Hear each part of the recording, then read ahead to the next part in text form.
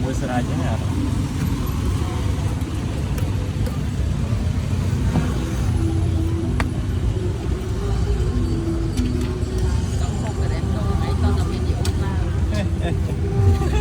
ดาบ้านเขาเราบอก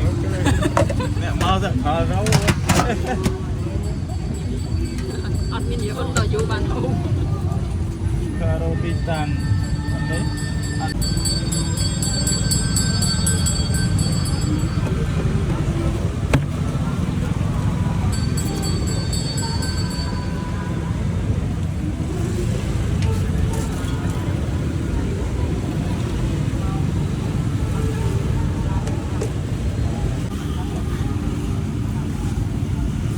จริงไอ้คนใจเนี่ยมันอยู่